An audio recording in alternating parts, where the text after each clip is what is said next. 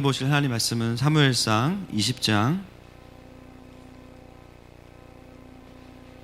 1절부터 17절까지 말씀 함께 보시겠습니다. 사무엘상 20장 1절부터 17절까지 말씀입니다.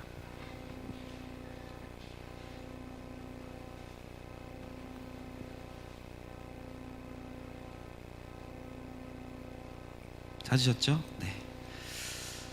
같이 교독하겠습니다. 제가 먼저 읽겠습니다.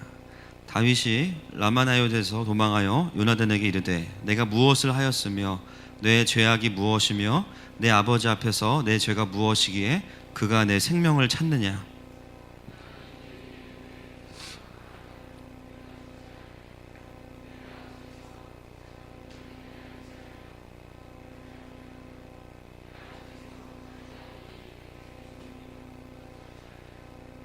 다윗이 또 맹세하여 이르되 내가 내게 은혜 받은 줄을 내 아버지께서 밝히 알고 스스로 이르기를 요나단이 슬퍼할까 두려운즉 그에게 이것을 알리지 아니하리라 함이니라.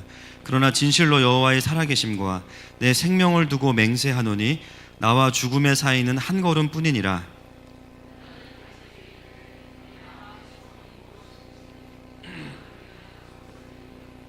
다윗이 요나단에게 이르되 내일은 초하루인즉 내가 마땅히 왕을 모시고 앉아 식사를 하여야 할 것이나 나를 보내어 셋째 날 저녁까지 들에 숨게 하고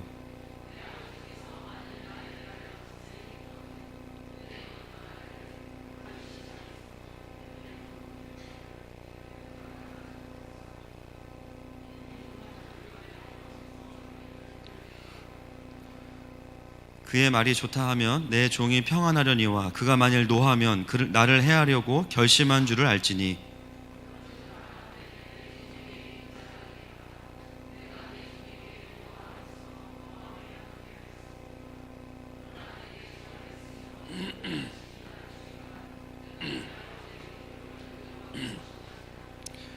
요나단이 이르되 이 일이 결코 내게 일어나지 아니하리라. 내 아버지께서 너를 해치려 확실히 결심한 줄 알면 내가 내게 와서 그것을 내게 이르지 아니하겠느냐 하니.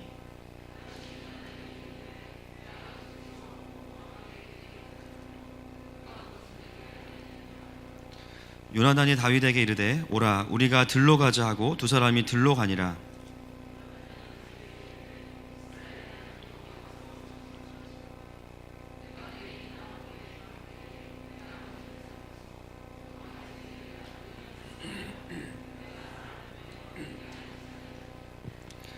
그러나 만일 내 아버지께서 너를 해치려 하는데도 내가 이 일을 내게 알려주어 너를 보내어 평안히 가게 하지 아니하면 여호와께서 나 요나단에게 벌을 내리시고 또 내리시기를 원하노라. 여호와께서 내 아버지와 함께 하신 것 같이 너와 함께 하시기를 원하노니.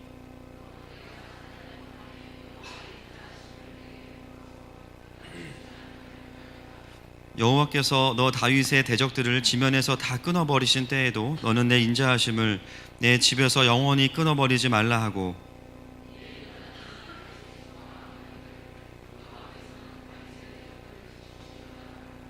함께 읽겠습니다. 다윗에 대한 요나단의 사랑이.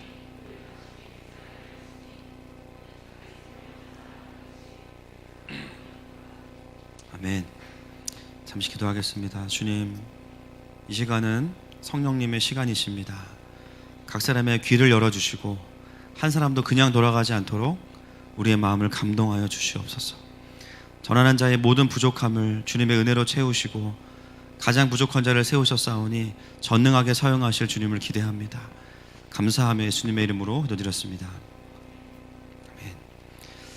아멘. 저희가 지난주에는 19장을 이제 함께 보았습니다. 다윗을 죽이려는 사울과 또 사울이 보낸 자들이 오면 라마나요스에 오면 어떻게 바뀌죠? 갑자기 성령 충만해지면서 예언을 하는 거예요. 그죠? 놀라운 일들이 일어났습니다. 그리고 오히려 사울의 자녀들인 요나단과 미갈이 또 다윗을 구해주는 것을 보면서 우리 목사님이 말씀하신 대로 고난 중에도 피할 길을 주시는 하나님, 고난 중에도 문을 열어주시는 하나님, 그 하나님을 우리는 지난주 말씀 속에 확인을 했습니다. 그리고 라마나요스의 마지막으로 보다 못해 찾아온 사울 왕도 정직하고 순수한 모습을 회복해서 하나님 앞에서 예언하는 모습을 보여주게 됩니다.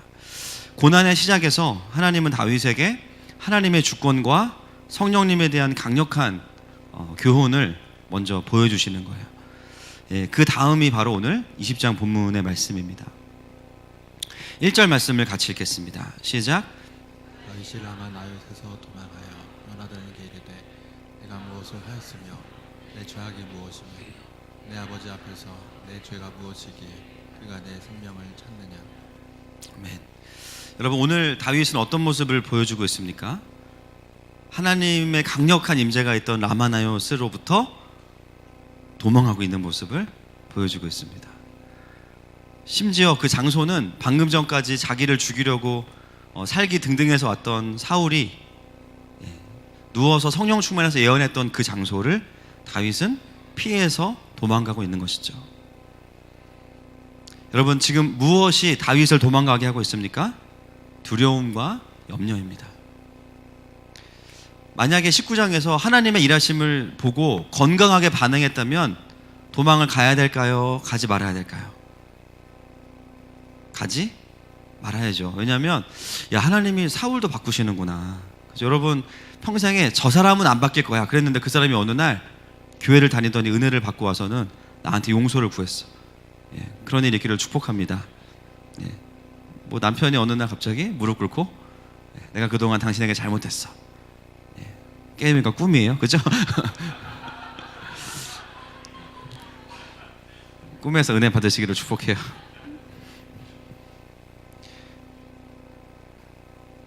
분명히 건강하게 반응한다면 하나님이 나를 지키시는구나, 하나님의 주권 앞에서 건강하게 반응하는 게 정상인데 다윗은 그 장면을 보고도 도망을 가고 있다는 것이죠.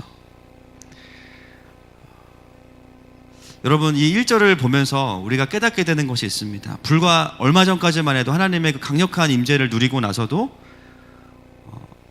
사람의 두려움과 염려는 우리를 하나님의 임재로부터 언제든지 멀어지게 할 수 있습니다. 언제든지 라마나요, 우리에게는 뭐 물리적인 장소가 아니라 하나님의 임재의 장소잖아요. 우리의 마음이 하나님의 임재 안에 충만히 있다가도 어느 순간 염려와 두려움이 들어오면 나도 모르게 도망가고 있는 우리의 마음을 우리는 마주하게 됩니다. 그 말은 뭐냐면 반대로 하나님의 임재 안에 들어가면 두려움과 염려가 사라져요.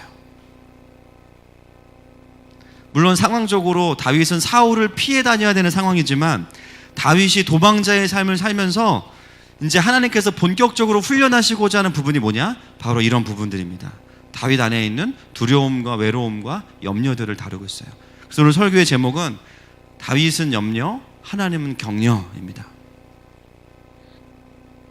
무고하고 억울한 상황 속에서, 두려움과 염려의 상황 속에서 여전히 다윗이 하나님의 임재 안에 머물 수 있는지, 또 하나님으로 만족할 수 있는지, 그 훈련이 다윗에게는 이제 시작이 된 것이죠. 물론 그전에도 그런 시간이 있었지만 이제는 더 높은 차원의 리더십으로 가기 위해서, 더 단단하게 만들기 위해서 하나님은 다윗을 담금질을 시작하신 것입니다. 여러분들이 시편을 읽으면서 무수한 다윗의 고백들을 마주하면서 우리가 보게 되는 것은 뭐냐면, 그렇게 도망다니는 다윗의 예배 속에서 다윗의 마음이 어떻게 훈련되어지고 있는지를 우리는 엿볼 수가 있는 것이죠. 여러분, 다윗만 그럴까요? 저와 여러분도 동일합니다. 우리가 물리적으로는 멀리 도망가지 않아도 매주 예배당에 정해진 시간에 와서 원래 앉던 자리에 앉아도 중요한 건 뭐냐면 우리의 마음이 그렇지 않다는 거예요.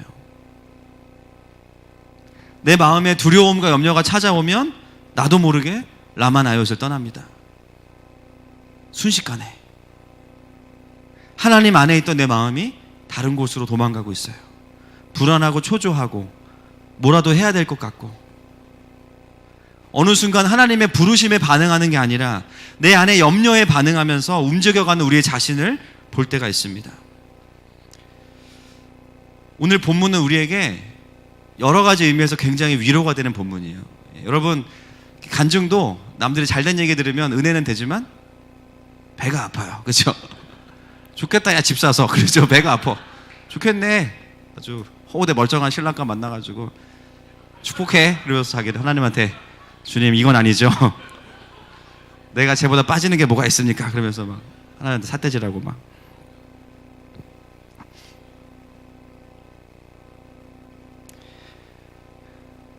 우리는 순간순간 우리에게 찾아오는 현실들 속에서 참 그렇게 반응하고 하나님의 임재를 잃어버릴 때가 너무나 많습니다. 여러분, 오늘 본문에서 우리가 보게 되는 것은 뭐냐면요, 천하의 다윗도 얼마든지 무너진다라는 거예요. 할렐루야. 너무 위로가 돼요. 저는 이 본문을 보면서 그렇지, 아이고 그래야지, 그런 생각이 들었어요. 그러나 오늘 본문의 끝은 다시 다윗이 하나님을 향한 믿음을 회복합니다. 할렐루야. 여러분, 우리는 얼마든지 넘어집니다. 넘어질 수 있어요. 그런데 중요한 건 뭐예요? 다시 믿음을 회복하는 게 중요합니다. 오늘 우리 가운데 하나님께서 그 일을 행하실 것입니다. 다시 그분의 임재 안으로 들어가게 될 것입니다. 그 과정이 오늘 본문에 있어요. 다윗은 골리앗도 엄청난 믿음으로 이기고, 그죠? 마치 엘리야가 바알의 선지자 850명을 혼자 이기고선 이세벨 여왕의 저주 한마디에 수백 킬로를 달아났던 것처럼 동일한 모습을 다윗 속에서 우리는 볼 수 있어요. 여러분, 보면 주변에 그런 분들 있죠. 믿음이 거의 항상 좋은 분들. 믿음 천재라고 부르는데, 그죠? 저 정도면 원망할 만한데 원망 안 해. 감사하다 그러고 막 더 하나님 사랑한다 그러고, 그죠? 저 정도면 우울할 만한데, 저 정도면 한 번은 교회 빠질 것 같은데 힘들수록 더 앞자리로 오고 막, 그렇죠? 더 열심히 주님을 섬기고 막. 침체를 도무지 찾아볼 수 없는 분들이 있습니다. 너무나 존경스럽지만 너무나 부담스러운 분들이 계신 거예요. 그래서 많은 분들이 존경하지만 나는 저렇게 될 수는 없다, 그런 분들이 있어요. 여러분, 원래부터 그런 분들이 아니었습니다. 이런 시간들이 있었던 거예요. 그렇죠? 수없는 침체와 기복 속에서 하나님을 계속 경험하면서 어느 순간 겉으로는 침체가 드러나지 않아요. 그러나 마음속에서 여전히 침체가 있지만 뭐가 빨라졌냐면 회복 탄력성이 빨라진 거예요. 바로 치고 올라올 수 있는, 다시 믿음을 붙잡을 수 있는, 눈 깜짝할 사이에 마음이 떨어지면 다시 하나님 앞에서 붙잡을 수 있는 그 마음이 회복되는 것이죠. 기복이 없는 게 아니라 기복을 빨리 회복하는 것입니다. 여러분, 오늘 천하의 다윗도 광야의 훈련이 시작되니까요, 제일 먼저 뭐가 드러나냐면 그의 바닥이 드러납니다.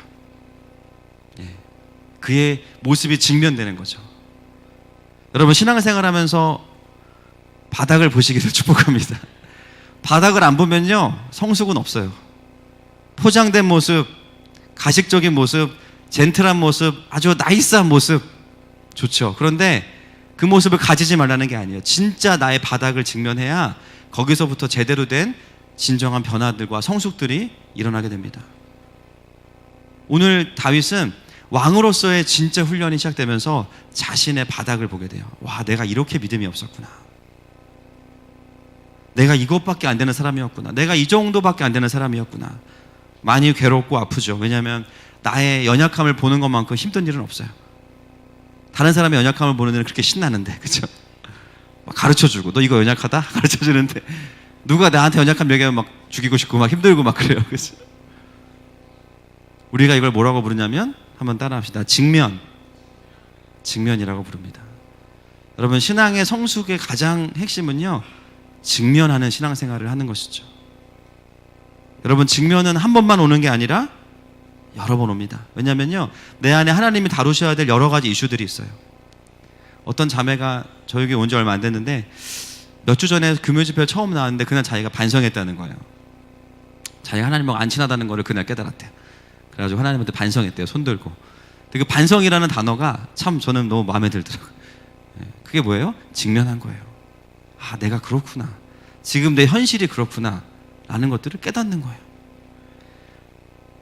나의 날 것 그대로의 모습을 마주하게 되는 거죠. 여러분, 그럴 때 낙심하지 않기를 축복합니다.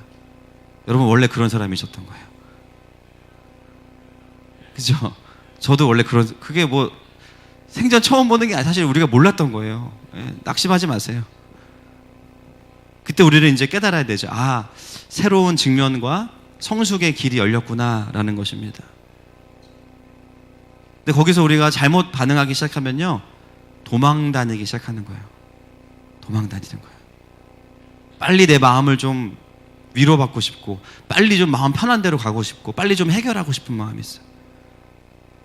여러분, 다윗은 결코 사울을 배려하거나 내가 결국은 왕이 될 때를 기다리기 위해 도망가는 게 아니고요. 오늘 본문에 확인되는 것은 쉽게 말하면 무서워서 도망간 겁니다. 염려가 있어서 도망간 거예요. 그 이하도 그 이상도 아닙니다. 결국은 그 근본적인 것 안에는 믿음 없음이 여전히 보여지고 있는 것이죠. 오늘 다윗의 염려가 어느 정도인지를 우리가 함께 볼 텐데요. 오늘 본문은 굉장히 희한한 구조를 가지고 있습니다. 다윗 말고 누가 또 등장하고 있습니까? 요나단이 등장해요. 그런데요, 다윗과 요나단이 대화를 하는데 염려 다음에 격려가 나와요. 근데 그렇게 한 커플인데요, 이 대화가 4번이 반복이 됩니다. 그게 오늘 본문 전체의 구조입니다. 염려, 격려, 염려, 격려, 염려, 격려, 염려, 격려. 그게 점점 반복되면서 점점 강력해지는 것이 오늘 본문이 우리에게 주고 있는 메시지입니다. 이 과정을 좀 함께 보겠습니다. 먼저 2절 말씀, 이제 그렇게 염려하는 다윗에게 요나단이 이야기합니다. 같이 읽습니다. 시작. 요나단이 그에게 이르되 결단코 아니라 내가 죽지 아니하리라. 내 아버지께서 크고 작은 일을 내게 알리지 아니하고는 행하지 아니하나니 내 아버지께서 어찌하여 이 일은 내게 숨기리요. 그렇지 아니하니라. 아멘. 요나단이 가장 많이 쓰는 단어가 뭐냐면 결단코 아니다, 그렇지 않다라는 단어예요. 지금 다윗은 자기가 죽을 거라고 생각하는데 요나단은 뭐라고 해요? 결단코 그렇지 않을 거라는 거예요. 자신의 무고함과 생명의 위협을 고백하는 다윗에게 요나단은 강력하게 말합니다. 그런 일은 일어나지 않을 거야. 내 아버지가 사울이기 때문에 어떤 일이 일어날지 나한테 먼저 이야기하실 거야. 그렇기 때문에 결단코 내가 먼저 움직일 거니까 너가 죽을 일은 없어. 굉장히 타당하게 설득하죠. 그런데 그 이야기를 듣고 다윗이 마음을 회복하는 게 아니라 그 염려가 더 깊어져요. 희한해요. 사람들은요, 염려가 할 때 염려에 대해서 해결해주면 그거보다 더 깊은 염려로 들어갑니다. 3절 말씀 보겠습니다. 시작. 다윗이 또 맹세하여 이르되 네가 내게 은혜 받은 줄을 내 아버지께서 밝히 알고 스스로 이르기를 요나단이 슬퍼할까 두려운즉 그에게 이것을 알리지 아니하리라 하미니라. 그러나 진실로 여호와의 살아계심과 내 생명을 두고 맹세하노니 나와 죽음의 사이는 한 걸음뿐이니라. 아멘. 1절에서는 이 정도까지는 아니었거든요. 불과 대화가 한 번 끝나고 두 번째 대화가 시작되는데 죽음이 바로 한 걸음 앞에 있는 걸로 바뀌었어요. 보이십니까? 이 언어가 점점 죽음이 다가오고 있는 언어를 구사하고 있습니다. 다윗의 염려가 깊어진 거예요. 내가 취업이 안 되면 그 다음은 어떻게 되지? 나는 돈을 못 버니까 나는 장가를 못 가겠지. 그러면 혼자 살다가 쓸쓸하게 죽고 말겠지. 벌써 죽었어. 고등학생인데, 그죠? 다윗은 지금 이미 생각 속에서 죽음과 가까워지고 있는 모습을 우리에게 보여주고 있어요. 매우 합리적으로 그것들을 스스로를 설득합니다. 설득해요. 여러분, 저희 교회가 추구하는 성경 연구는 이제 귀납적 설교입니다. 여러분, 귀납적이라는 말의 뜻을 아십니까? 귀에 납득이 되는 설교예요. 쉽죠? 어렵게 생각하지 마세요. 귀에 납득이 되면 귀납적 설교입니다. 들으면서 그렇구나 이렇게 되는 건데, 염려도 굉장히 귀납적이에요. 여러분, 염려가 터무니없는 거면 우리가 마음을 뺏기지 않거든요. 근데 굉장히 귀납적이에요. 들으면 그럴 수 있겠다. 염려는 항상 그런 식으로 우리에게 찾아오죠. 그래서 염려와 두려움은 불과 같습니다. 작은 불이 씨앗이 돼서 큰 불이 순식간에 되는 것처럼 우리의 객관적인 어떤 부정적인 상황들을 산소로 먹으면서 불이 커지는 거예요. 순식간에, 삽시간에. 1절까지만 해도 내 생명을 사울이 찾는다, 억울하다 이야기했다가 2절, 3절 오면서 죽음과 나 사이에 한 걸음밖에 없다고 이야기합니다. 늘 염려의 마지막은 실패와 사망에 대한 확신으로 끝나요. 그리고 그것을 자기를 묻기 때문에 실제 현실에서 실패를 합니다. 그러면 어떻게 돼요? 이거 봐, 내가 이럴 줄 알았어. 그 자기를 또 죽이는 거예요. 그러한 끝도 없는 다윗의 염려와 부정적인 반응에 대해서 친구인 요나단의 반응을 한번 보겠습니다. 4절 말씀 같이 읽겠습니다. 시작. 요나단이 요나단이 다윗에게 이르되 내 마음의 소원이 무엇이든지 내가 너를 위하여 그것을 이루리라. 아멘.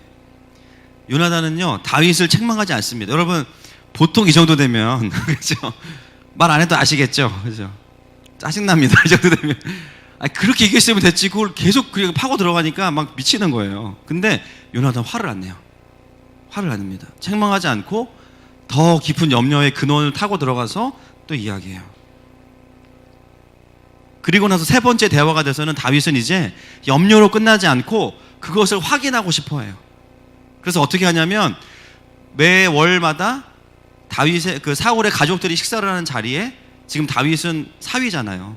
가족들이 모여야 되는데 자기가 가지 않겠다고 이야기한 거예요. 그러면서 내가 그 자리에 참여하지 않을 때 사울이 어떻게 반응하는지를 보겠다는 거죠. 만약에 거기서 자기를 죽이려고 들면 이제 사울의 의도가 확인됐다라고 생각한다는 것입니다. 그러면서 그 확인의 결론을 8절 말씀에 읽겠습니다. 시작. 8절 시작. 그런즉 바라건대 내 종에게 인자하게 행하라. 내가 내 종에게 여호와 앞에서 너와 맹약하게 하였음이니라. 그러나 내게 죄악이 있으면 내가 친히 나를 죽이라. 나를 내 아버지에게로 데려갈 이유가 무엇이냐 하니라. 보세요 여러분, 이제는 뭐가 됐냐면요, 날 죽여라. 사망이 한 걸음 앞에 있다 그랬다가 이제는 요나단한테 나를 죽이라는 거예요. 이미 염려가 거의 끝까지 갔습니다. 이제 결론은 또 죽음이에요. 그런데 신기한 오늘 본문의 구조는 뭐냐면 다윗의 염려가 깊어지는 것과 아랑곳하지 않게 요나단의 격려가 함께 강력해지고 있다는 것입니다. 여러분 이것을 좀 주목하셨으면 좋겠어요. 9절 말씀 같이 읽습니다. 시작. 요나단이 이르되 아니하리라. 내 아버지께서 너를 해치려 확실히 결심한 줄 알면 내가 내게 와서 그것을 내게 이르지 아니하겠느냐 하니. 똑같은 말 또 하죠. 계속 일관되게 격려합니다. 그런데 다윗은 계속 못 알아들어요. 네 번째 염려의 말이 등장합니다. 10절 말씀 시작. 다윗이 요나단에게 이르되 내 아버지께서 혹 엄하게 내게 대답하면 누가 그것을 내게 알리겠느냐 하더라. 그러니까 서로 지금 귀납적으로 계속 논쟁을 벌이고 있는 거예요. 그죠? 하나님의 근거와 그 다음에 인간의 염려의 근거가 계속 충돌을 일으키면서 그럴 것이다, 그렇지 않을 것이다, 계속 싸움이 있는 거예요. 그러면서 다윗이 이제는 요나단 너도 못 믿겠다 이렇게 말하는 거죠. 갈 때까지 간 겁니다. 지금 같은 말을 몇 번이나 반복했죠, 그죠? 정말 저 같아도 성격이 급해서 이 정도면요, 그렇게 염려가 되면 살지 마. 뭘 살지 마, 그냥 가자 깔끔하게. 그럴 것 같아요. 마음은. 그러나 요나단은 그렇지 않아요. 여러분 우리가 오늘 본문 읽어가면서 발견해야 될 게 있어요. 오늘 설교의 제목이 뭐였죠? 다윗은 염려, 하나님은 격려. 하나님 어디 계십니까? 요나단 안에 계신 거예요. 하나님은 지금 염려와 걱정과 두려움에 완전히 묶여있는 다윗을 누구를 통해서 격려하시냐면 요나단을 통해서 격려하시는 거예요. 다윗에게 요나단은 지금 하나님입니다. 여러분 이해가 되십니까? 사울의 배신과 거절 앞에서 멘붕 상태에 있는 이 상황에서 다윗의 마음에 유일하게 하나님의 마음을 넣어줄 수 있는 사람, 요나단이에요.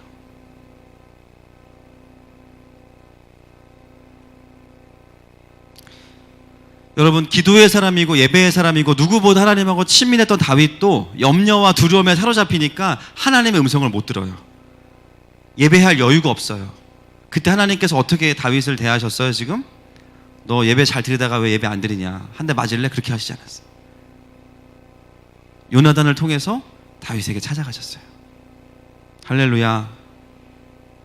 여러분 우리가 우리의 인생의 어떤 삶의 과정 속에서 정말 기도조차 나오지 않을 때 하나님께서 우리에게 요나단을 보내십니다. 그 사람을 통해서 하나님의 격려를 우리의 마음 안에 부어주세요. 하나님 그런 분이시죠. 그래서 어떻게 돼요? 그 사람을 통해서 그 사람 안에 있는 하나님께 나아갈 수 있는 힘을 얻게 돼요. 여러분 그동안 신앙생활 하면서 돌아보시면 여러분에게도 수많은 요나단들이 있었을 거예요. 그렇죠? 바라는 것은 여기 계신 모든 분들이 다른 지치고 낙심한 영혼들에게 요나단으로 쓰임받을 수 있기를 축복합니다. 하나님은 그렇게 다윗을 지금 격려하고 계신 거예요. 하도 다윗이 못 알아들으니까 마지막 11절 말씀 보겠습니다. 11절 시작. 요나단이 오라 우리가 들로 가자 하고 두 사람이 들로 가니라. 갑자기 들로 약간 방과후 옥상 이런 느낌이죠. 너 따라와 막 이런 느낌 아닙니까? 그래서 약간 긴장이 되면서 우리가 11절을 지나가게 되지만 우리가 염려했던 그런 일들은 일어나지 않습니다. 여러분, 요나단은 왜 다윗을 들로 데리고 갔을까요? 왜? 그냥 거기서 큰 소리로 얘기해도 되잖아요. 세게. 왜 들로 데리고 나갔을까요? 너무 화가 나서?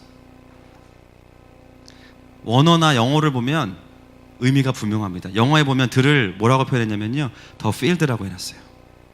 the field. 그 뭐냐면요, 처음 가는 장소가 아니라 그 들, 그 장소. 그래서 무엇을 의미합니까? 다윗과 요나단이 이미 뭔가 사연을 가지고 있는 장소라는 것이죠. 19장으로 가겠습니다. 1절과 2절. 바로 한 장 앞에 시작. 사울이 그의 아들 요나단과 그의 모든 신하에게 다윗을 죽이라 말하였더니 사울의 아들 요나단이 다윗을 심히 좋아하므로 그가 다윗에게 말하여 이르되 내 아버지 사울이 너를 죽이기를 꾀하시느니라. 그러므로 이제 청하노니 아침에 조심하여 은밀한 곳에 숨어 있으라. 여기가 어딜까요? 오늘 20장이 말하고 있는 그 들입니다. 네. 3절에 보니까 내가 나가서 내가 있는 들에서 이렇게 남아있죠. 19장 3절에 내 아버지 곁에 서서 내 일을 내 아버지와 말하다가 무엇을 보면 내게 알려주리라 하고, 그리고 19장을 다시 다 읽어보시면 결국 그 19장 전반부에서는 그 들에 있다가 다윗이 구원을 경험하게 돼요. 다시 사울과 관계를 회복하는 일을 경험하게 됩니다. 다윗에게 이 들은 그냥 아무것도 없는 공터가 아니라 무엇입니까? 구원을 경험했던 장소예요. 그리고 요나단을 신뢰할 수 있는 그 썸띵이 있던 그 장소가 이 들입니다. 요나단은 의도적으로 19장의 그 사건을 재현시켜주기 위해서 다윗을 데리고 가서 그 장소에서 다시 똑같은 상황을 반복하고 있는 거예요. 그곳은 궁극적으로는 다윗이 하나님을 향한 신뢰를 회복할 수 있는 장소를 상징하는 것이죠. 여러분, 때로 하나님께서 우리를 갑자기 들로 옮기실 때가 있습니다. 거기는 아무것도 없어요. 의지할 것도 없고 갑자기 상황이 다 막히고 관계도 막히고 표면적으로 보면 뭔가 위기가 찾아온 것 같습니다. 그런데 그곳이 들이라고 느껴지신다면, 표면적으로는 위기지만 하나님은 그 들로 우리를 부르신 목적이 다르세요. 그것은 무엇이냐면 다시 하나님을 향한 신뢰를 회복하기 원하십니다. 그게 우리를 들로 부르시는 하나님의 목적이에요. 여러분, 인생에 살아오시면서 이 들을 경험하신 적 있으십니까? 그 어느 것 하나 의지할 것 없고, 내가 의지하려고 했던 사람들도 나를 배신하고, 돈도 관계도, 여러분 결국 어떻게 하셨어요? 결국 여러분들은 하나님을 의지하셨을 거예요. 결국에는 처음부터 안 왔을 수도 있지만, 그러나 결국에는 하나님께 나오셨을 거예요. 우리의 신앙생활에 늘 들에 거하는 것은 아니지만 어느 순간 하나님만 의지해야 되는 상황이 올 때 여러분 분별할 수 있기를 축복합니다. 그 타이밍은요, 아무것도 없다고 원망할 타이밍이 아니에요. 하나님을 붙잡을 타이밍이에요. 그때 우리가 할 수 있는 게 무엇입니까? 하나님 앞에 엎드려서 그분을 전심으로 구하는 것, 그거 외에는 할 수 있는 게 없습니다. 요나단은 오늘 다윗을 다시 그곳으로 불러서 그것을 다시 생각나게 해준 것이죠.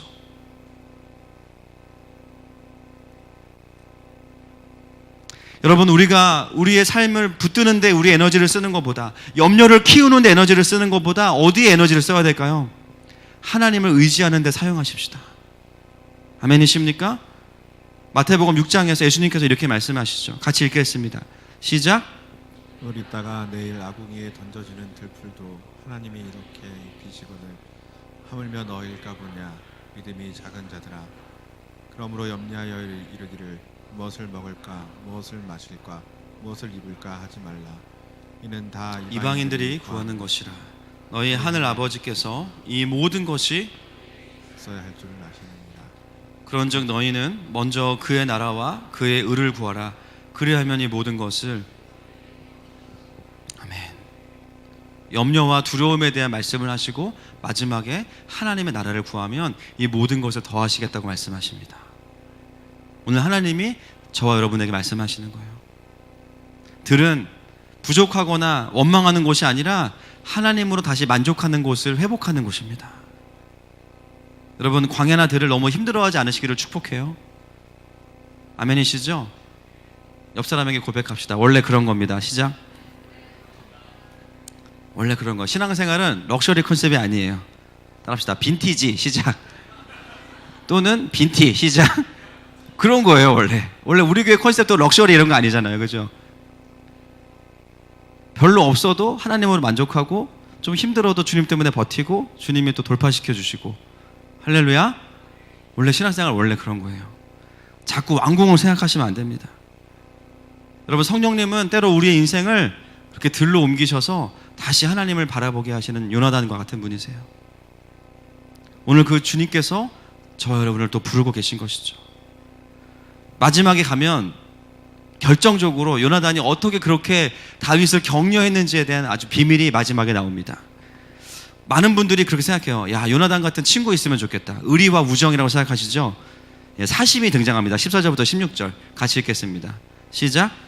너는 내가 사는 날 동안에 여호와의 인자하심을 내게 베풀어서 나를 죽지 않게 할 뿐 아니라 여호와께서 너 다윗의 대적들을 지면에서 다 끊어버리신 때에도 너는 내 인자함을 내 집에서 영원히 끊어버리지 말라 하고.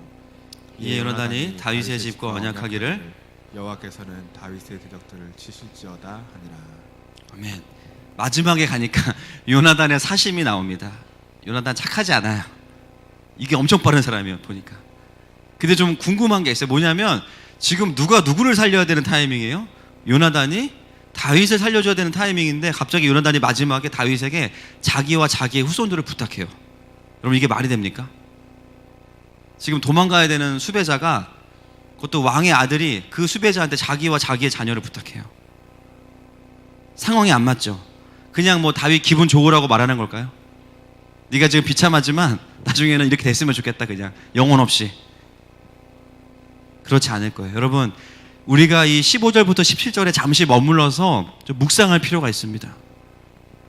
이 요나단의 부탁을 곰곰이 묵상해 보면요, 요나단의 격려가 어디로부터 왔는지를 알 수 있어요.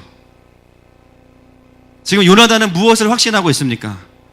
다윗이 죽지 않을 뿐만 아니라 왕이 될 것을 완전히 믿고 있어요. 할렐루야. 여러분, 여기까지 가셔야 돼요. 아, 그렇구나. 이 상황에서도 요나단은 자기가 은혜를 베푸는 입장이지만 다윗을 바라볼 때 도움을 받아야 될 상대로 보고 있는 게 아니에요. 무엇으로 보고 있냐면 다음에 대권주자로 보고 있는 거예요. 다음에 왕으로 보고 있는 거예요. 비록 순수한 우정은 아닐 수 있지만 더 강력한 것이 요나단 안에서 다윗을 격려하고 있어요. 지금 요나단은 하나님 나라의 관점으로 다윗을 바라보면서 그 다음 왕을 향해서 자기와 자기의 후손들을 부탁하는 믿음의 모습을 보여주고 있는 것입니다. 우정과 의리 때문만이 아니라니까요. 그래서 요나단의 격려는 우정이나 사람으로부터 오는 격려가 아니라 하나님께로부터 오는 격려인 것입니다. 여러분, 이 차이를 보실 수 있기를 축복합니다. 그랬을 때 다윗에게 어떤 회복이 일어나냐면 마지막 본문 17절 말씀 읽겠습니다. 시작. 다윗에 대한 요나단의 사랑이 그를 다시 맹세하게 하였으니 이는 자기 생명을 사랑함 같이 그를 사랑함이었더라. 아멘. 너무 멋진 표현이 나오죠. 요나단의 사랑이 그를, 누구죠? 다윗을 다시 맹세하게 하였으니. 단순한 우정이 아니라 요나단의 사랑은 하나님으로부터 온 것인데 그것이 다시 염려 가운데 완전히 무너져 있는 다윗의 마음을 일으키고, 할렐루야, 그의 믿음을 일으켜서 다시 맹세하게 하는 거예요. 여러분, 이 맹세가 뭐예요? 다윗과 요나단이 하나님과 맺었던 언약이에요. 할렐루야. 그 믿음을 회복하게 한 거예요. 요나단이 그냥 마음을 좀 회복시켜서 잘 도망가게 해준 게 아니라 완전히 하나님과 끊어져 있던 다윗을 다시 하나님과 연결시키는 작업, 그것이 요나단을 통해서 다윗에게 오늘 일어난 하나님의 일하심입니다. 깊은 염려에 묶여있던 다윗이 요나단의 그 영적인 격려로 다시 그 믿음을 회복하는 거예요.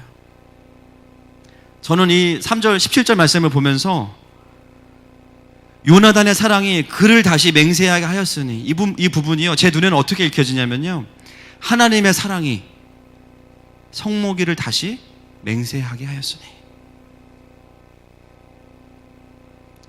여러분의 이름을 집어넣어서 한번 고백해 보십시오. 하나님의 사랑이, 따라합시다. 하나님의 사랑이 자기 이름을 집어넣어서 누구를 다시 맹세하게 하였으니. 다시 한번, 하나님의 사랑이 자기 이름을 집어넣어서. 아멘. 여러분, 영적인 회복은요, 이것입니다. 내가 마음을 다잡는 거 쉽지 않아요. 한계가 있어요. 그런데요, 하나님의 사랑이 우리를 이렇게 부어지고 하나님의 마음에 들어오게 되면요, 다시 그분을 향한 맹세가 새로워집니다. 이 언약은 사실 깨진 적이 없거든요. 취소된 적도 없어요.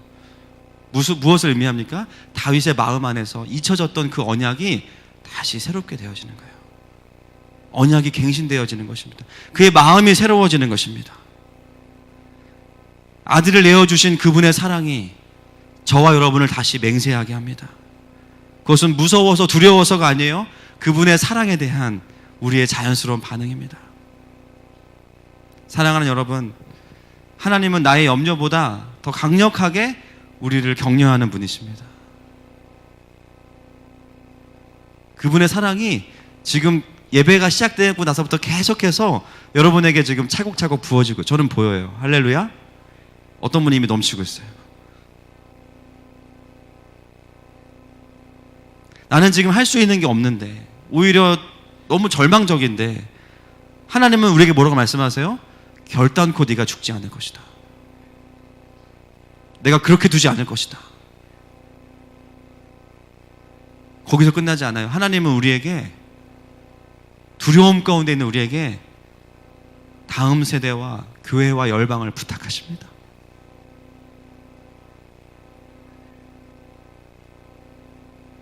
나 하나 추스리기 어려운데요, 우리의 후손들을 우리에게 맡기셨대요.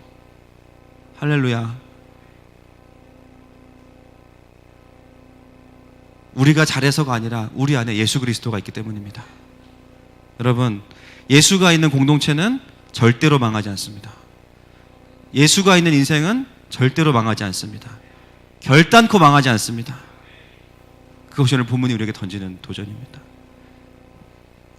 청년부가 3주 후부터 수련회를 하게 됩니다. 11월 2일부터 4일까지 가까운 수지수양관에서 뉴 디자이어라는 제목으로 새로운 갈망, 그리고 수련회를 합니다. 보통 수련회 할 때 담임 목사님 온다고 하면 다들 싫어하는데 제가 주강사로 가게 됐습니다. 너무 크게 웃는데 저기. 좀 더 우리 청년들에게 저는 이 다윗과 요나단 같은 공동체가 세워졌으면 좋겠어요. 요즘에 청년들이 많이 등록하고 있잖아요. 그 중에는요, 교회 한 번도 안 가본 청년들도 오고요, 처음 복음을 들어본 청년들도 오고요, 또 낙심했다가 오는 청년들도 있어요. 제가 그 청년들을 만나면서 또 우리 싱글들을 보면서 들어오는 마음은, 하늘마음교회는 청년이 많은 교회가 아니라 청년이 살아있는 교회가 될 것입니다. 집 나간 청년들도 다 데려갈 거예요. 여러분 기도해 주십시오. 바쁜 청년들도 찍고 갈 수 있도록 가까운 데 얻은 거예요. 이 하나님의 격려가 우리 싱글 공동체에 임할지어다. 임할지어다. 그리고 그것은 우리 하늘마음 공동체와 또 여기 계신 모든 예배하는 분들을 향한 하나님의 마음인 줄로 믿습니다. 여러분, 올해가 이제 얼마 안 남았는데요, 여러분 하나님의 격려를 충분히 누리시기를 축복해요. 새로운 사명을 받으시기를 축복해요. 새로운 능력을 받으시기를 축복해요. 여러분, 올 한 해 잘 못 살아드린 것 같죠? 괜찮습니다. 결단코 죽지 않습니다. 다시 그분을 향한 맹세가 회복되기를 축복합니다. 시간에 함께 그 하나님 앞에 나아가십시다. 여러분, 먼저요 우리가